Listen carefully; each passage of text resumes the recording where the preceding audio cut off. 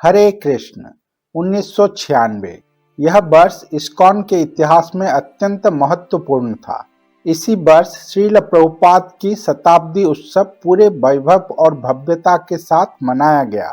शायद कृष्ण भावनामृत आंदोलन द्वारा देखे गए सबसे महान उत्सवों में से एक। परंतु उसी वर्ष एक अत्यंत गहन शोक भी लेकर आया। श्रीमद् गौर गोविंद स्वामी महाराज की अचानक प्रकट लीला समाप्ति।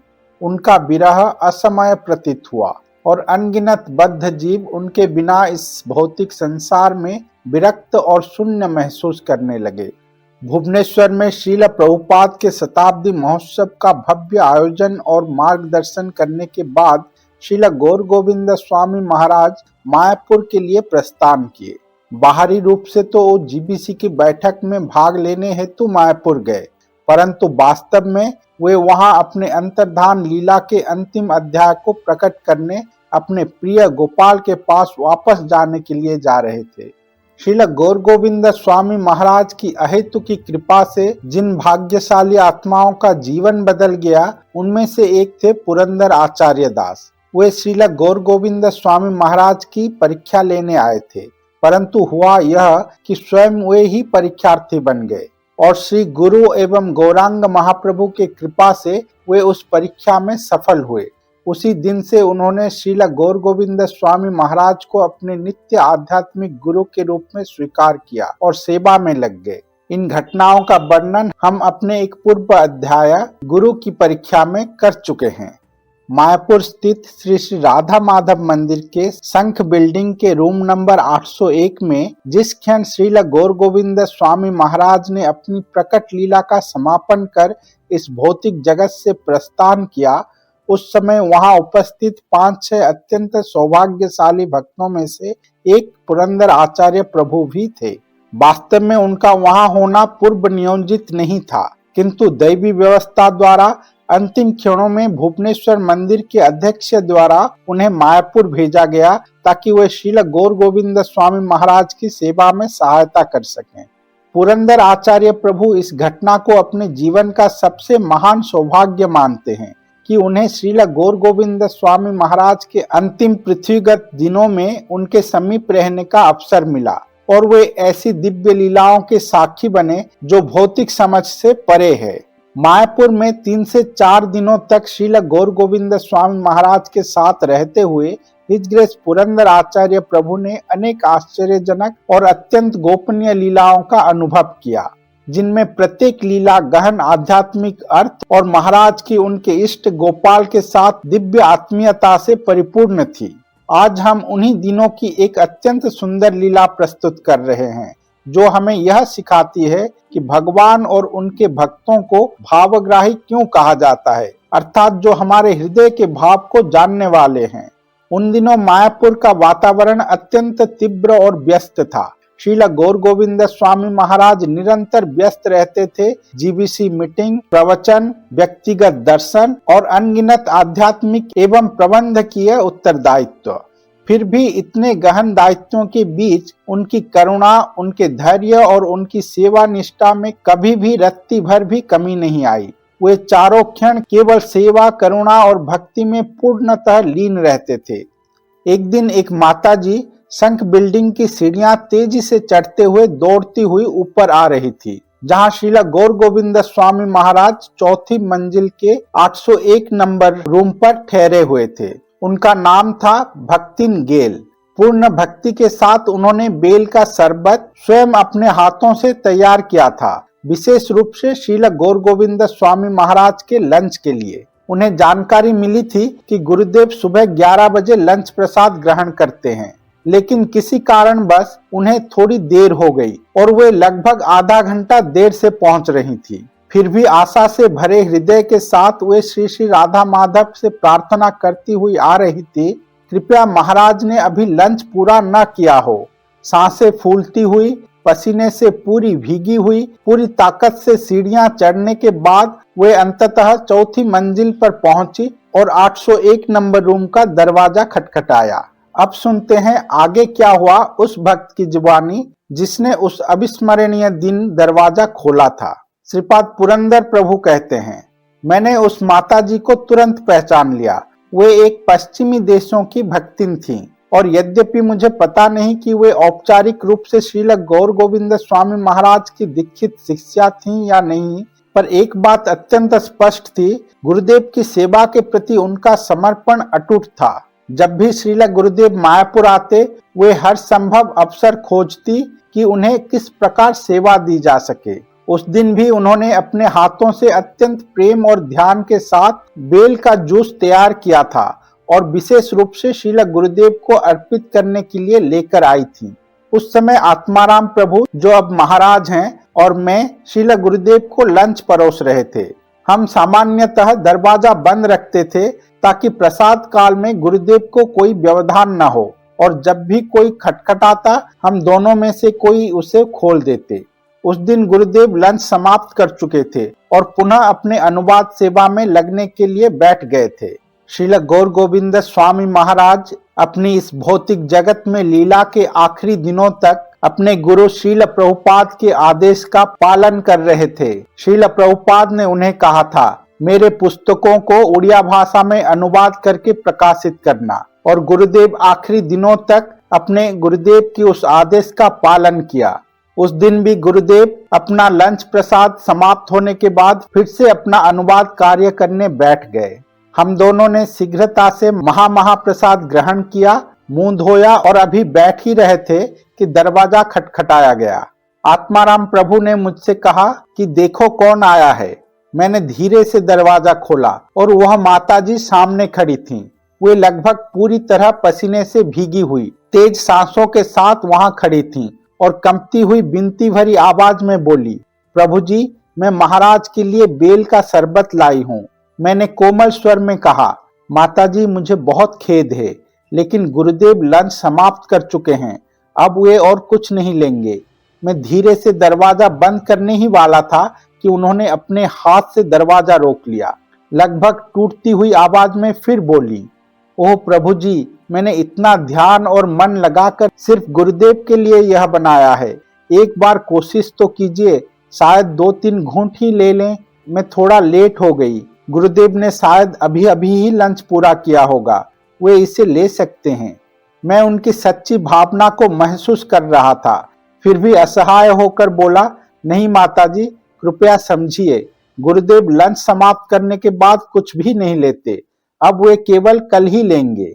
पर बोलते समय भी मैं स्पष्ट रूप से देख पा रहा था कि उनकी पीड़ा और निराशा अहंकार से नहीं बल्कि शुद्ध प्रेम से उपजी थी। उनकी यही लालसा थी कि गुरुदेव उनके प्रेम से बनाया हुआ एक छोटा सा कण ही सही लेकिन स्वीकार कर लें। लेकिन माताजी इतने आसानी से लौटने के लिए तैयार नहीं थी। हाथ जोड़े विनती भरी आवाज में फिर बोली, प्रभु जी प्लीज, कम से कम एक बार पूछ तो लीजिए, बस एक बार, शायद गुरुदेव यह शरबत ले लें। उस क्षण में माताजी के गुरुदेव के प्रति प्रेम की गहराई को पूरी तरह समझ नहीं पाया था। कितनी दृढ़ उनकी भक्ति थी और कितना प्रबल उनका हृदय आकांक्षा थी कि गुरुदेव उनके हाथों से बनाया कुछ ग्रहण कर लें। मेरे मन में विचार आया, निश्चित ही उन्होंने गुरुदेव के लिए अमृत जैसा शरबत बनाया होगा। इतनी तड़प है कि गुरुदेव इसे पी लें। उनकी बार बार की हृदय स्पर्शी विनतियों ने मेरा मन थोड़ा पिघला दिया, लेकिन मैं कर क्या सकता था। मुझे स्पष्ट रूप से पता था कि गुरुदेव लंच समाप्त करने के बाद कुछ भी नहीं ग्रहण करते, एक बूंद भी नहीं। थोड़ी बेबसी के साथ उम्मीद भरी नजर से मैंने आत्माराम प्रभु की ओर देखा, जो थोड़ी दूरी पर बैठकर पूरी बातचीत सुन रहे थे। उन्होंने केवल हाथ से संकेत किया, ना कहो, दरवाजा बंद कर दो।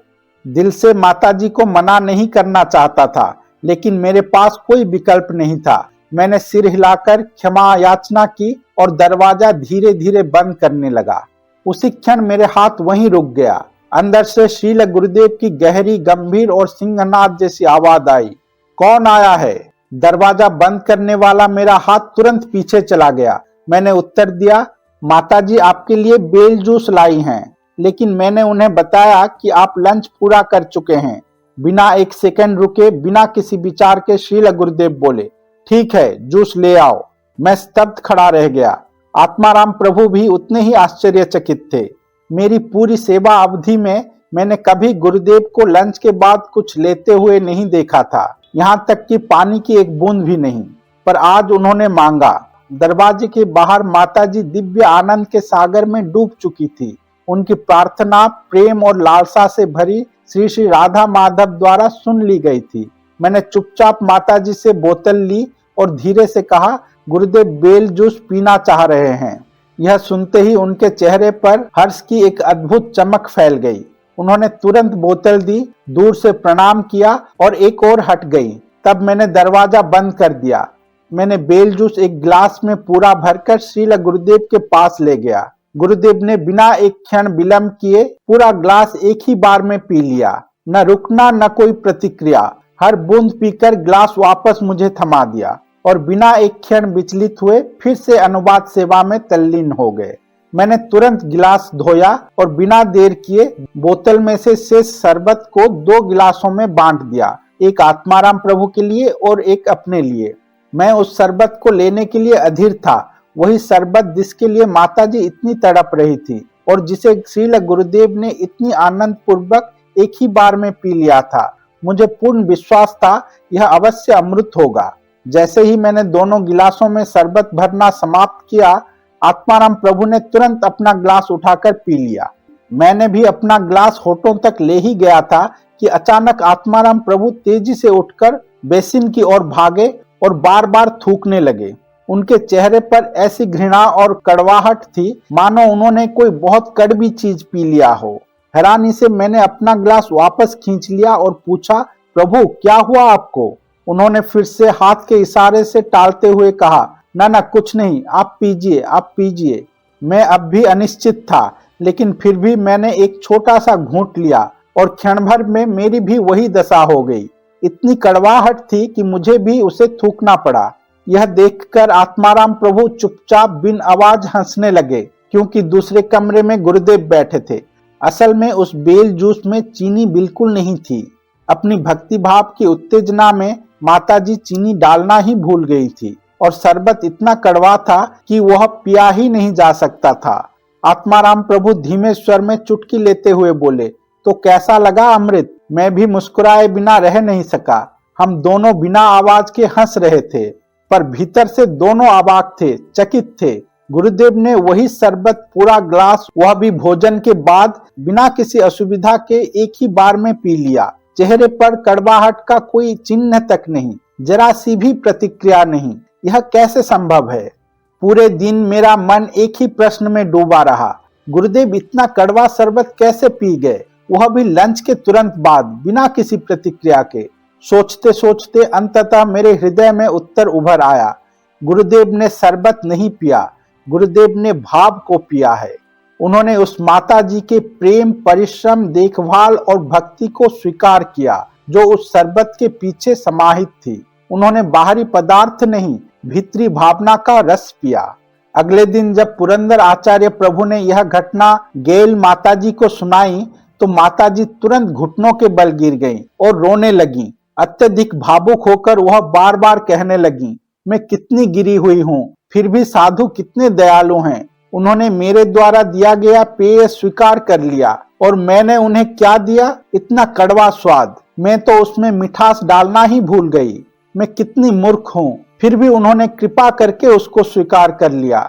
गहरी विनम्रता से अभिभूत होकर वह प्रभु जी के सामने बार बार रोती रहीं, एक शुद्ध साधु की अपरिमित करुणा को स्मरण करते हुए। जैसे भगवान भावग्राही होते हैं, वैसे ही उनके शुद्ध भक्त भी भावग्राही होते हैं। बाहरी परिस्थितियां, मीठा या कड़वा, सुख या दुख, गर्मी या ठंड, ये सब ना भगवान को छू सकती है, ना ही कोई साधु को। भगवान और उनके महान भक्त सदा भौतिक गुणों से परे, माया से अस्पर्शित अवस्था में कार्य करते हैं। उनके लिए मूल्य वस्तु का नहीं होता, उस भक्ति का होता है जो उसके पीछे छिपी रहती है।